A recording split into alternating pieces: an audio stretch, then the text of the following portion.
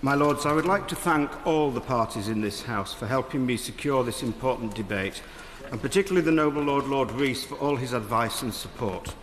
My Lords, on the 16th of July 1969 at 8:32 a.m. EST, the Saturn V rocket carrying the Apollo 11 astronauts Neil Armstrong, Buzz Aldrin and Michael Collins at Launch Complex 39A at the Kennedy Space Center set off for the Moon. Many of us in this chamber, I suspect, are old enough to remember exactly where we were and what we were doing at that moment in time as the world held its breath and came together and watched in awe these amazing events in black and white footage on our television screens. I can certainly remember where I was and the sense of wonder it sparked in me. I was 15 years old. It was only 8 years before this that President Kennedy had set NASA this mission, and 7 months since NASA made a bold decision to send Apollo 8 all the way to the Moon on the first manned flight on a massive Saturn V rocket.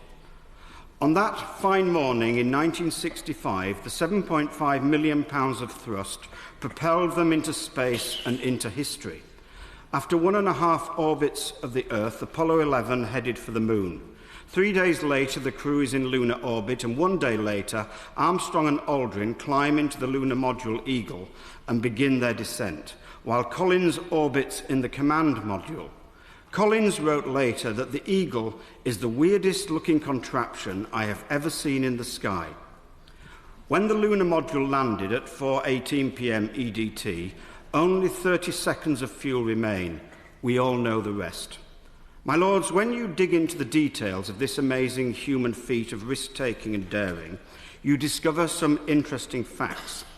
It was costing a massive 4% of USA GDP at the peak. It took over 400,000 people working together as a team to get these two brave men alive there and back to the Moon. During the final seconds of descent, Eagle's computer is sounding alarms. It turned out to be a simple case of the computer trying to do too many things at once. Sound familiar? But as Aldrin will later point out, unfortunately it came up when we did not want to try and solve these particular problems. Armstrong later confirmed that landing this craft was his biggest concern, saying the unknowns were rampant, there were just 1,000 things to worry about. The excellent BBC World Service, 13 Minutes to the Moon, gives the real human detail as to how this was achieved, just how extraordinary and hard the task was, how hard people worked, the sense of dedication, teamwork, commitment, and how it caught the imagination of the entire world. There are apparently all sorts of small but crucial matters you have to remember as an astronaut if you want to get back alive. Small things quickly become very big matters indeed. For example, of all the things Buzz Aldrin had to remember, one important detail was to ensure he did not close the door of the Eagle when he left the craft to step down onto the Moon's surface. There was no outside door handle, apparently, on the craft if he shut it. Just think about that.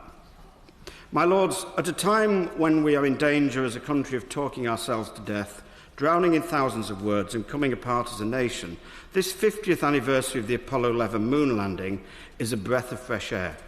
It takes place this Saturday, the 20th of July, and reminds us of an amazing practical human achievement that required massive collaboration across wide groups of people with many different skills, experiences and values to achieve a practical outcome that the whole world could celebrate. The focus wasn't on words, it was on practical task, doing something together. This extraordinary human event carried with it important opportunities for our economy and for every nation on Earth, and particularly for our children and the future of this planet. My Lords, just before Easter, I was approached by the Aldrin Family Foundation in the US and the Hackney artist Helen Marshall, who I know, who were working with the Kennedy Space Center to ask if my colleagues and I would be interested in working with them and the People's Moon Project in the US to help celebrate and share this extraordinary human achievement with this generation in the UK. We jumped at it. I declare my interests. The People's Moon is a global project to mark the 50th anniversary of landing the first humans onto the lunar surface in a unique and creative way.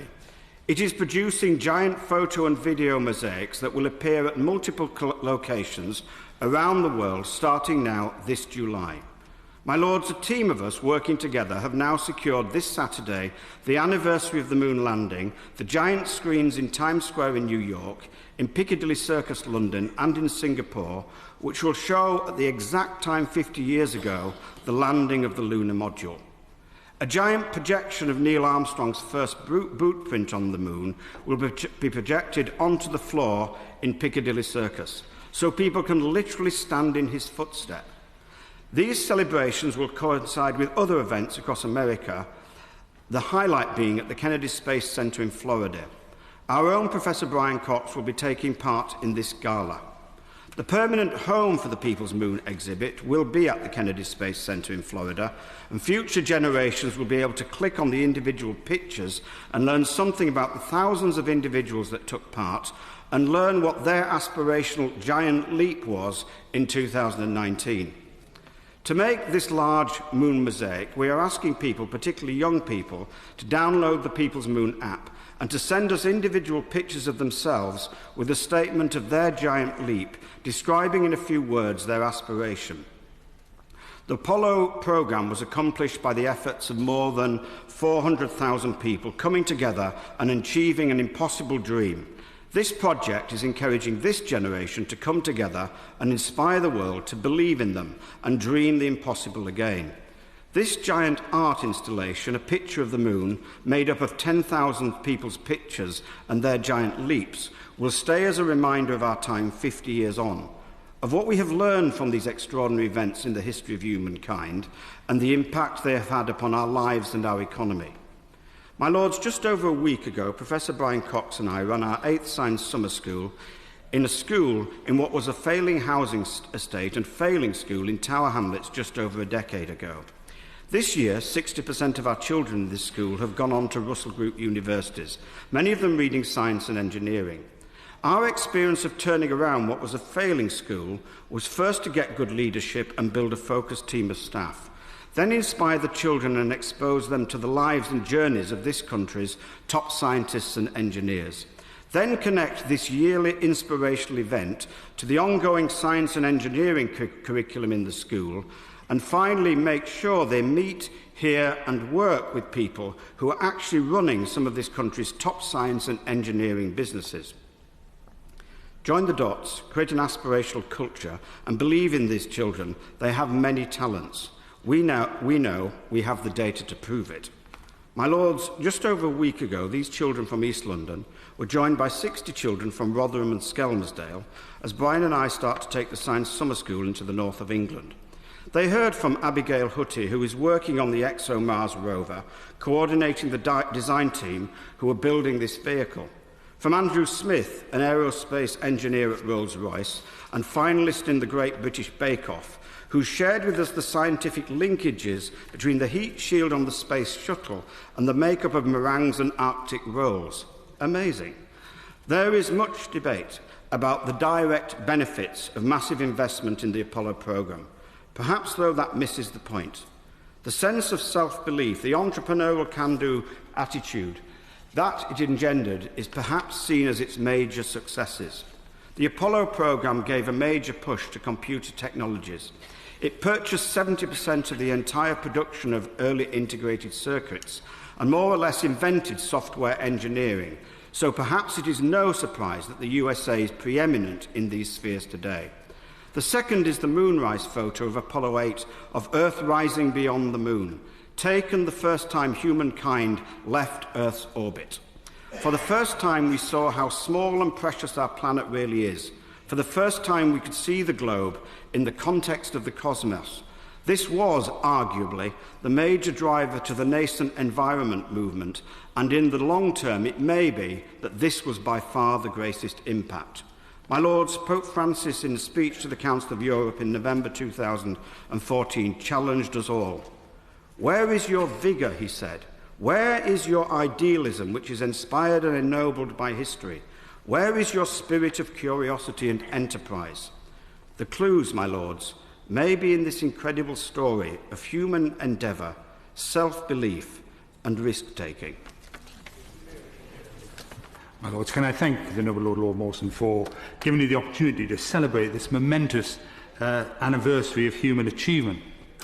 As Buzz Aldrin climbed the steps of the lunar landing module for the last time, Neil Armstrong reminded him that one item in his shoulder pocket he was meant to leave behind. It was an ultra microfiche inside an aluminium case inscribed simply, "From planet Earth." He dropped it from the steps. The microfiche that floated slowly down to the moon's surface contained goodwill messages from 73 world leaders, including Indira Gandhi, Pope Paul VI, Chiang Kai-shek, President Tito, Haile Selassie, and the only surviving member of that signatories, Her Majesty Queen Elizabeth II. Over the weekend, I had the opportunity to read these. They were optimistic in tone and had two great themes. The first was a desire for peace, and the other was the hope that this great human scientific advance may hold the key to improving life here on Earth. It is important to remember the context of 1969. We were at the height of the Cold War and the Vietnam War. It was a time of great power tensions, not unlike our own. Notwithstanding this division, the writers of those messages believed that the search of the heavens had the capacity to draw us closer together on Earth. The moon and space were not a resource to be exploited, but a frontier to be explored. The boundaries to be expanded were of human knowledge and understanding, not of nation-states. This sentiment was captured in the lunar plaque for Apollo 11, which remains on the surface of the moon, which states, "We came in peace for all mankind." It is also expressed clearly in Article 1 of the Outer Space Treaty of 1967, signed by 103 countries, and which the UK played a leading role in securing, because it states in Article 1 that exploration shall be carried out for the benefit and interests of all countries, and shall be the province of all mankind. It might be that this momentous anniversary offers us an opportunity to revisit that treaty and to reaffirm our commitment to its precepts. So as we celebrate the Apollo 11 mission, we might pause and reflect that we may be in danger of leaving something behind. A belief that whatever our differences, we are all human first, and that we are privileged to share the most extraordinarily beautiful home in the known universe, which it falls to us in this generation to cherish and improve for the benefit of the next. The Noble Lord Mawson for this debate. My Lords, when devising our industrial strategy, it makes sense to assess our opportunities and play to our strengths. In relation to both, the UK should be doing more. The UK, whilst being 3% of the world economy, is 5 to 6% of the world space economy. So we're already doing well, although we need to do a whole lot better if we are to reach the government's target of 10% of the global space market by 2030. Apart from the trade and the very high-value jobs we can create from space exploitation, there are 4 good reasons why we need to be active in this field. Space programs allow us to monitor and observe our world, vital for environmental protection and climate change mitigation. Communications rely on space programs, as does navigation. And then there is the vital area of defence. We need to be independent in all these areas. We're already active in 2 of the major sectors of space exploitation, building satellites and receiving and interpreting data from them. However, the area where we are lacking is in independent launch facilities, although this aspect of space exploitation could be worth £3.8 billion to our economy by the end of the decade. The Sutherland Space Hub, being developed by Highlands and Islands Enterprise, is supported by £2.5 million from the UK government as part of its £17.3 million funding, and other grants have been made available to companies developing a new rocket, launch operations and a new satellite.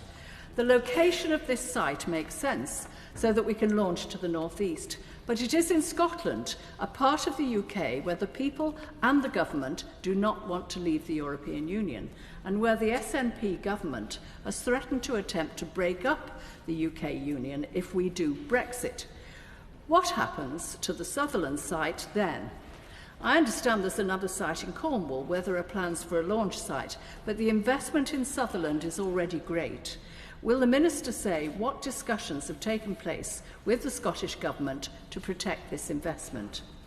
Brexit threatens more than this. 50% of our current satellite manufacturing is exported to the EU. Tariffs would make us less competitive, and a no-deal exit would be a disaster for companies such as those in the Glasgow and Surrey clusters, who build a lot of small satellites. One of the areas in which we excel at the moment is in removing space debris.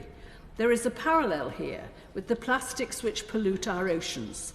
In our race for development, we have polluted the oceans with plastics that don't decompose, and we've polluted space with bits of technology that are no longer used. A British satellite manufacturer has a very clever netting system that can remove these. Surely this technology has enormous potential. So I ask the Minister, is the government backing it? My Lords, the Americans committed 4% of their federal budget to Apollo, and had that level been sustained, there had been footprints on Mars by now. But once the race against the Russians was won, there was no imperative to sustain this massive effort. So Apollo remains, half a century later, the high point of manned spaceflight. But space activity has burgeoned. We depend routinely on orbiting satellites for communication, sat-nav, environmental monitoring, surveillance and weather forecasting, and for science. NASA's budget remains much larger than that of the European Space Agency, but it's mostly spent sustaining America's preeminence in manned flight. On the unmanned front, however, we should proclaim more loudly that ESA has parity. The successes of Rosetta, Planck, Gaia and Copernicus, all strongly involving the UK, fully match what NASA has achieved. We can be proud of Europe's publicly funded space effort and should remain key players. In parallel, the government should foster commercial projects, supporting launch sites and research and development, and also promote educational ventures, where Leicester and the Open University deserve special mention. Because we mustn't forget the influence on young people of these enterprises. Space is second only to dinosaurs in fascinating the young. In coming decades, the entire solar system will be explored by fleets of tiny automated probes, interacting with each other like a flock of birds. Robotic fabricators will construct in space solar energy collectors, telescopes, and industrial-scale structures. But will there be a role for humans? The practical need for them gets ever weaker with each advance in robots, sensors, and miniaturization. It's therefore hard to justify massive funding by taxpayers. So I think manned spaceflight should be left to privately funded adventurers, prepared to participate in a cut-price program far riskier and far cheaper than Western nations could impose on publicly supported civilians.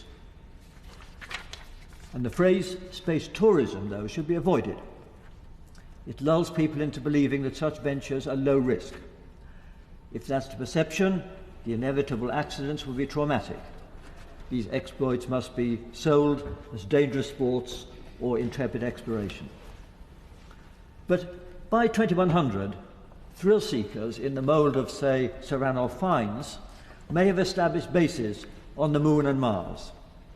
And Elon Musk of SpaceX says he wants to die on Mars, but not on impact. And we should cheer on these enthusiasts. But don't ever expect mass emigration from the Earth. Here I disagree with Musk and with my late colleague Stephen Hawking. It's a dangerous delusion to think that space offers an escape from Earth's problems. Coping with climate change is a doddle compared to terraforming Mars. Nowhere in our solar system offers an environment even as clement as the Antarctic. There's no planet B for ordinary risk-averse people. We must cherish our earthly home. Edwin Buzz Aldrin recounted, "What I want to remember most is the glance between Neil and myself with the engine shut off, just that second after we'd touched down, because we had just completed the most critical door opening for space exploration in all humanity. Opening that door had the potential to allow infective agents, moon fever, whatever that might be, to enter the capsule and be brought back to Earth. Although science fiction had postulated several terrible diseases, one thing was certain: there would be no resistance to any such infection on Earth, and therefore the risk of infection had to be zero. It was not. In 1963, NASA recommended quarantine of any astronauts coming back from lunar landing missions, and 3 weeks quarantine was deemed adequate to detect the emergence of possible lunar microbes. They haven't been found, but organic material is out there, possibly pointing to our origins. Dr. Bill Carpentier, aged 33, entered the sealed negative pressure capsule with the returning astronauts to monitor every aspect of their health, physical and mental. Analysis of gait in weightless conditions has now shed light on our neurological systems. Bone density changes explain fracture risks, and the sequelae of intense radiation received in the Van Allen belts is still being monitored. Space medicine is now a sought-after training programme and has been established through the efforts in the UK, in part by Professor Gradwell and colleagues from King's. Research into spaceflight includes the man-machine interface, human performance, fatigue effects, space cabin safety and habitability, decompression sickness, the fluid shifts in zero gravity that cause hypotension on re-entry, spatial disorientation, and it all informs aircraft accident investigation. Publications from astronauts' data have looked at their cardiovascular systems, the pulmonary system, and the nervous system. But to quote Dr. Carpentier, you're not sending a cardiovascular system into space, you're sending a person. That glance between Neil Armstrong and Buzz Aldrin on landing on the moon encapsulates that human interaction that determines success or disaster. After Neil Armstrong's death, his family had a simple request to us all: honour his example of service, accomplishment and modesty. And the next time you walk outside on a clear night and see the moon smiling down at you, think of Neil Armstrong and give him a wink. The noble Lord Mawson said, all of us recall with great intensity exactly what we were doing and feeling and thinking at the time when Apollo 11 landed on the moon. I, as an early computer programmer and systems analyst, I was particularly concerned about the software itself. Was it going to hold up? Well, my colleagues across the other side of the globe, of the Atlantic, had they done absolutely everything they possibly could to test it to extinction. It held, they landed, and they came back. It was a most magnificent triumph. And of course, it's a triumph for humanity as well. For the first time, we all came together across national boundaries, religions, and languages in a celebration of what it was to be human. And to be alive to witness this great event is a privilege that none of us can ever forget. And of course, it was also a very sound investment. The money spent in space are all spent actually here on Earth. They're spent down here in our economies. They provide high-tech employment and jobs and growth, and spinning off new technologies that benefit all our lives. The Apollo program brought a more modern world to us all, everywhere. Indeed, it's one of the shining examples of the truth that investing in science and engineering works, and that this can be a great role for government, as those funds in turn fuel growth in our own economy and provide jobs here at home that attract talent from around the world to our own universities, institutions and companies that drives British industry ever further forward.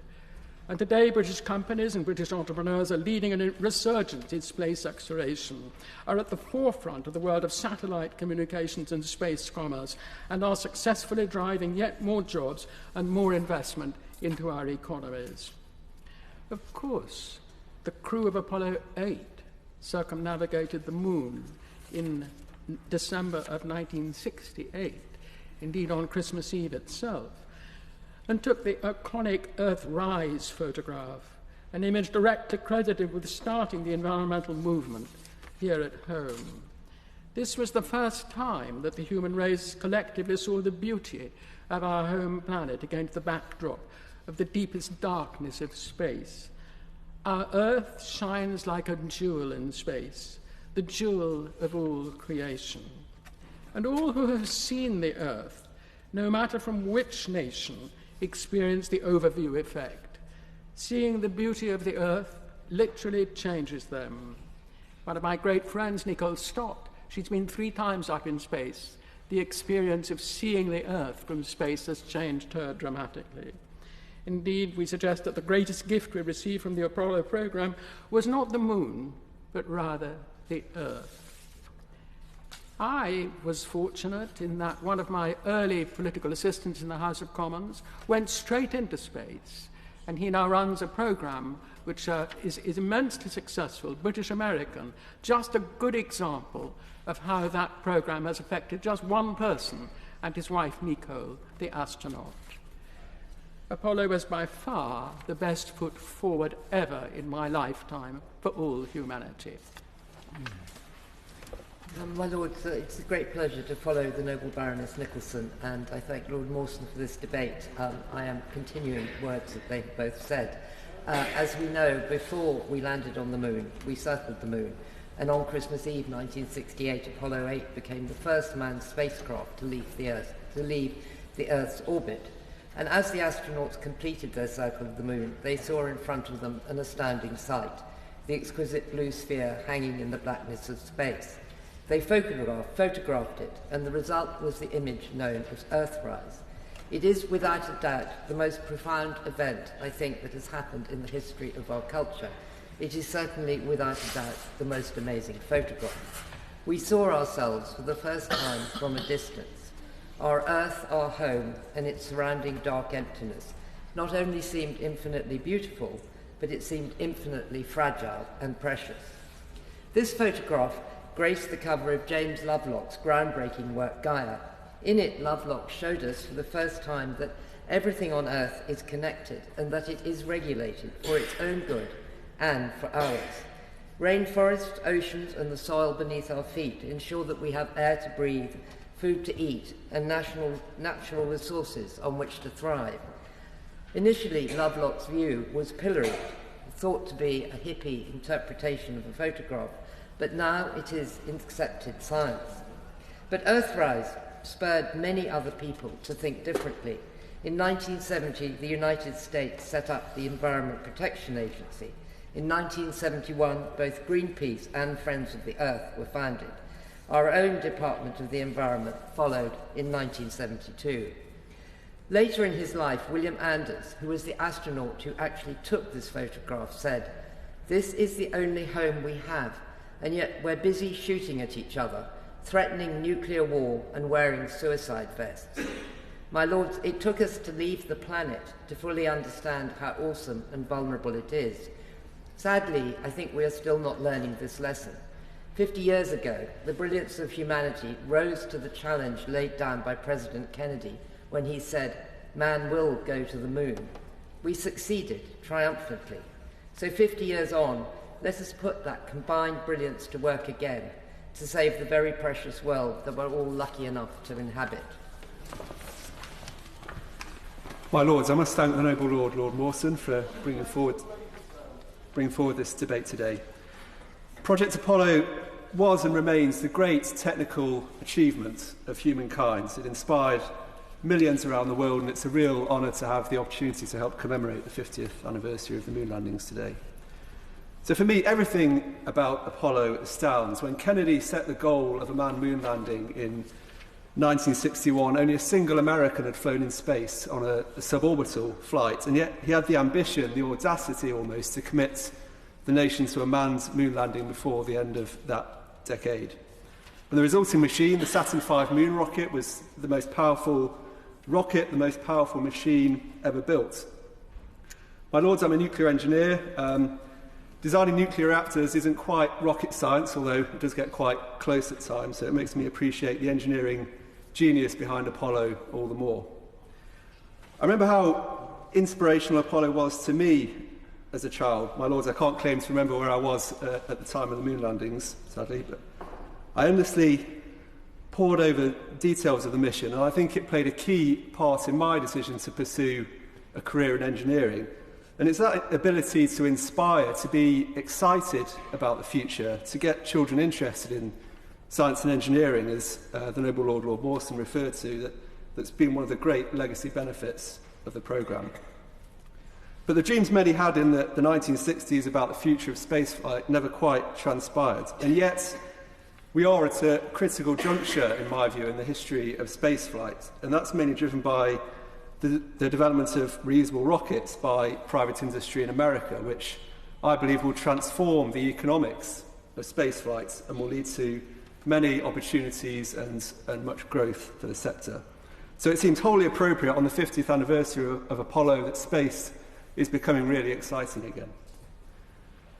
So on to UK then. The UK has an excellent, thriving industry in the production of satellites, as the Noble Lady Baroness Walmsley referred to. And what would be really inspirational, though, is to get the capability to launch those satellites back to the UK. And I note the really positive developments with spaceports in Cornwall and Scotland. And there are several private companies in the UK that are looking at developing launch technology. For example, small launch vehicles and engines for reusable launch vehicles. And I think the government should look closely at funding of those efforts, because contracts to kickstart private investment in those areas could really play dividends, mirroring the approach that's been used so successfully in America. And there's an opportunity to capture that before it's lost to others. And I would just finish with something about the spirit of Apollo. It was a great endeavour with the whole nation united to achieve a single goal. And maybe that same spirit is what we need to resolve the climate challenges of today. First of all, congratulations to Lord Mawson and all good wishes for the People's Moon project. I hope the media gives it the coverage that it deserves and the success when it's held. My locus in speaking this debate is really twofold. I hope it's not thought of as one-upmanship that I actually was in Downing Street on the 14th of October 1969 when Neil Armstrong, Buzz Aldrin and Michael Collins were received by Harold Wilson as part of their world tour that followed their journey to the moon. And I have a son, James, who works in Munich as a space vehicle controller, a title which slightly worries me, but he assures me that it's perfectly safe. The last 50 years has seen an amazing forward in unmanned exploration. And I think Lord Rees was right to draw attention to the fact that we probably were right. If you read the brief we've had or watched 8 Days to the Moon and back, it drove perhaps more than we knew at the time at just how perilous was that journey to the moon. We've really, as Baroness Walmsley said, going into a new space age with lots of encouraging things happening, not least the work with that was mentioned with Professor Brian Cox, Tim Peake and his adventures, and I think successive governments in the last 10 years giving legislative and investment support to our space industries. But there are things that still worry. Lord Rees mentioned the future of our participation in the European Space Agency, and the government must really make clear what its intentions and hopes are about our participation in the European Space Agency. I worry that we are moving away from "we came in peace for all mankind."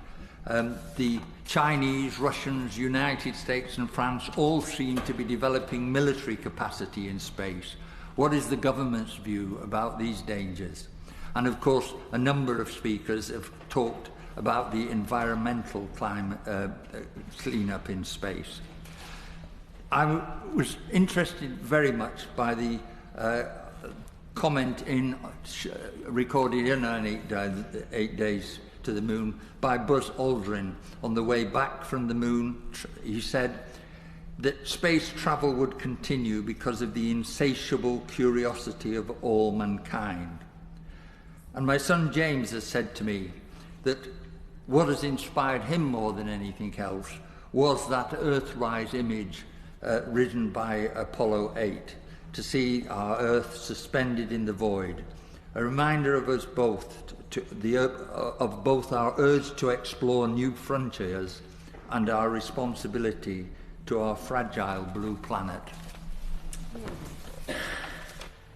My Lords, within a month of the Apollo mission landing in 1969, another not quite as remarkable event occurred. I was born. Although unlike Lord Mawson and Baroness Nicholson, I have no memories of that day or the moon landing. Growing up alongside the Apollo 11 lunar landing anniversaries and annual celebrations has had an effect on me. I felt, growing up, an optimism for the future, and still feel it now, although sometimes it's tested. A belief that we can do better and be bolder. There's something exciting and mysterious and adventurous about space exploration and lunar landings. The success of that Apollo mission may now be 50 years past, and looking back on Monday, the 21st of July, 1969, the first oral question on the order paper was from Lord Brockway, a former General Secretary of the ILP, the Independent Labour Party. He spoke of the landing as opening an entirely new era in history. He warned against the dark side of potential militarisation of space, and further asked the Minister of the potential for laboratories orbiting with scientists from different countries working together. The vision of space laboratories consisting of representatives from across the rivalling world may have seemed far-fetched at the time, but as we all know, the International Space Station has now orbited for over 20 years in a feat which has seen former Cold War foes working together. We should not underestimate the power of space exploration to create dreams or open potential. The UK is in a fortunate position and can be at the forefront of new future space programmes, but only if we seize that opportunity.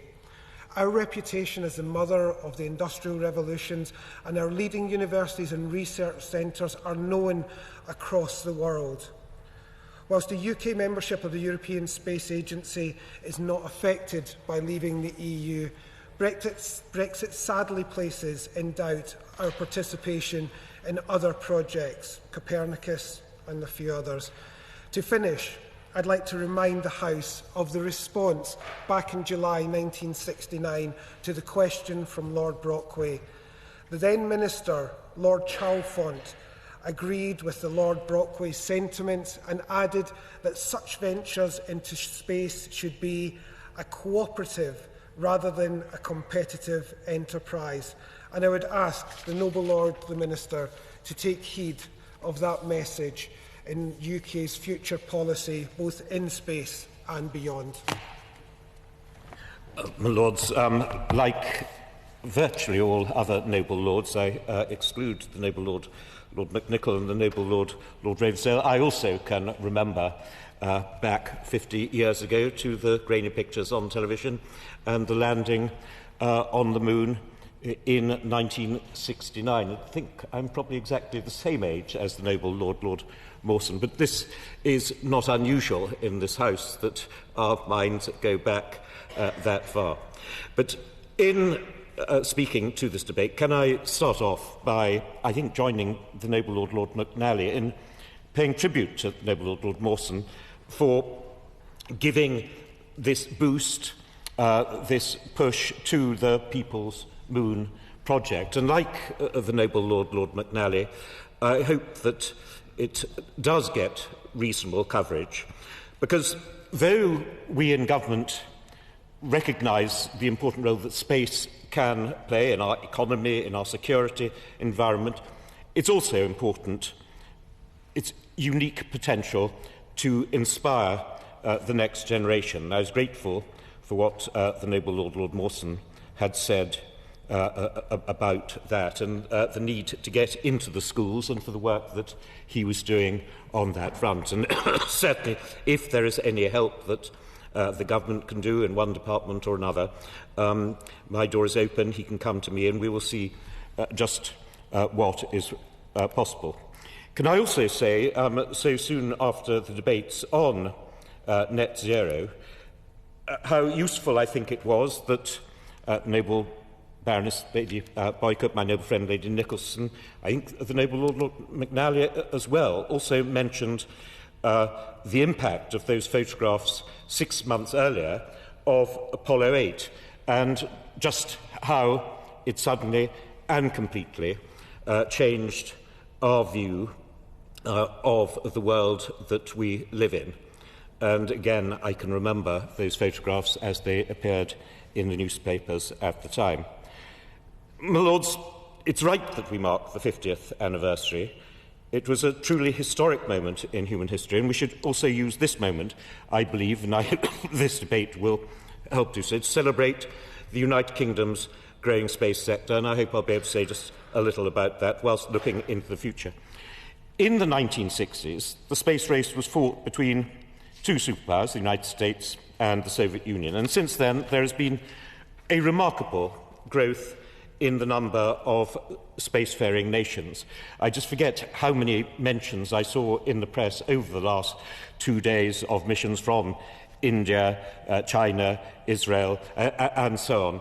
The growing number of spacefaring nations, an unprecedented level of international cooperation, of which the European Space Agency is an example, and I can give a commitment that we will continue to be a member, because, as the noble Lord McNichol said, that has nothing to do with our withdrawal from the European Union.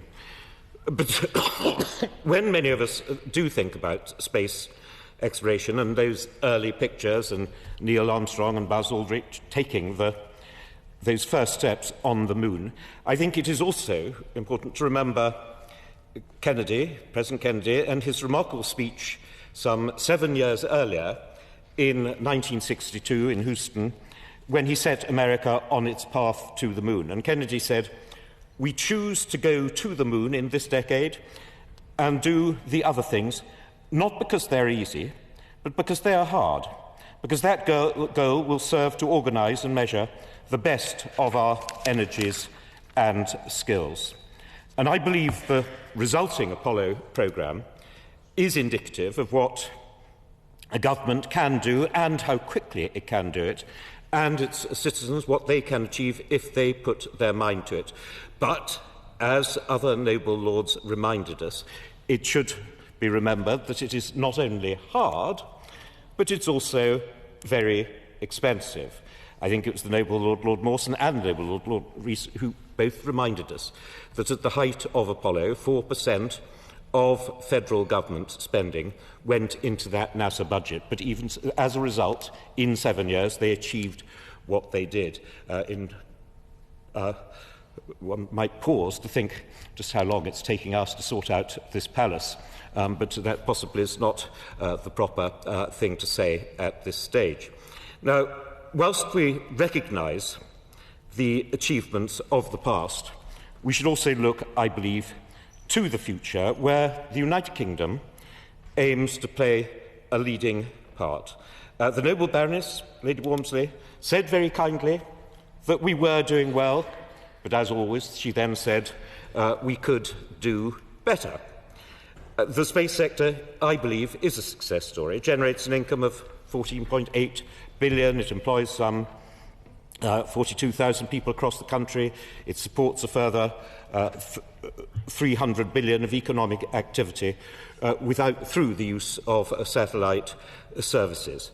And yes, she is right to draw attention to do more, and I can give her the confirmation that we are involved in programmes dealing with debris removal. We are committed to the Sutherland spaceport in Scotland, and we will continue to be so whatever happens. Scotland is the best place for in the UK for vertical rocket launch, and we're in regular discussions with the Scottish Government about development of space sports. The UK is also a world leader in space science, in designing, developing, operating spacecraft in the most challenging environments imaginable, and returning data and observations. And we're working closely with industry, and again at this point I'd want to emphasise the world-class university sector we have, which all helps to grow the UK space sector further, a part of our modern industrial strategy referred to by the Noble Baroness Lady Walmsley. And I've mentioned this to the House before, but I'll mention it again. I saw for myself the results of some of that when I visited that company, designing, building and exploiting data from microsatellites in Glasgow.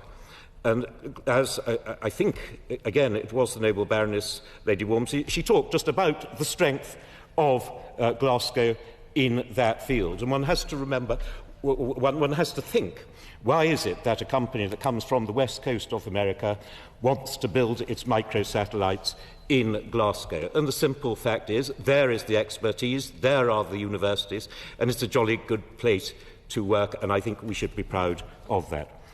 The UK Space Agency also delivers a space science and space exploration programme through the European Space Agency, and in partnership with other agencies around the world, funding of cutting-edge technologies, inspiring the next generation of scientists and engineers. So again, I was grateful for the reminder from the real expert in this debate, the Noble Lord Rees. Well, there are a whole range of different experts in this debate, but I think the Noble Lord is the one with the expertise most pertinent to this debate. But grateful for reminding us of our expertise and the European Space Agency's expertise in unmanned flight. And we believe there is a real opportunity for the UK space sector to strengthen its international relations, to enhance bilateral opportunities while continuing to collaborate with our close partners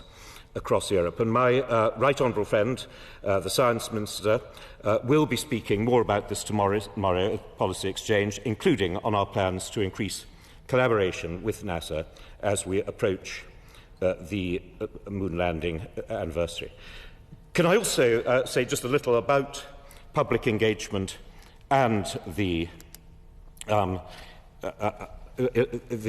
11 anniversary, because the Noble Lord Mawson asked us how we were going to celebrate that anniversary. And we have conducted a crowdsourced history campaign capturing people's memories of that, well, people's memories who are old enough to remember back to 1969, unlike the Noble Lord McNichol, when humans first walked on the moon. And the UK Space Agency and the Arts and Humanities Research Council will be publishing a collection of those memories later this week, which include newly unearthed photographs and stories that highlight the lasting legacy of Apollo. And the government has also supported a series of outreach activities to engage the next generation in space. And my right honourable friend, the Minister for University Science and Research and Innovation, recently attended the launch of the Science Museum's Summer of Space activities, which included two new exhibits, the Apollo 10 command module, which orbited the moon on the final test mission before the Apollo 11 landing, and Tim Peake's Soyuz spacecraft, which safely returned Tim and other astronauts to Earth in 2016 following their stay in the International Space Station. And I believe that making use of those opportunities is a good way of marking the historic anniversary. And I can think of no better way than members of this House to mark it than by visiting the museum and seeing those historic artefacts, which are a physical reminder of the extraordinary feats of space exploration, and, as is clear from Noble Lord's memories of just how crude the equipment was, the bravery of those astronauts and the ingenuity of the scientists and engineers who supported them on their missions. My Lords, can I conclude by stating that the Government recognises the historic and scientific significance of the Apollo 11 landing and the potential that space has to improve our life on Earth. We are seeing a rapid growth in the UK space industry and will continue to support it through the industrial strategy, which does include a programme to establish small satellite launch capability from UK soil, as well as investments in new space infrastructure, such as the National Satellite Test Facility at Harwell. And last week, the Government also announced a £14 million investment in Space Park Leicester through the UK Research Partnership Investment Fund, leveraging further private investment. And again, I note what the Noble Lord Rees said about the need for private investment in this field, further public investment by the likes of Lockheed, Amazon and others. Well, Lords, as I said, we will also continue to be a member of the European Space Agency once we leave the European Union, and we will work with other partners as part of humanity's efforts to explore the final frontier whilst engaging the public in our efforts to help the UK lead the new space age. My Lords, I beg to move that the House to adjourn during pleasure until 2045. The question is that the House adjourn during pleasure until 2045. As many of that opinion will say content, the contrary not content, the content have it.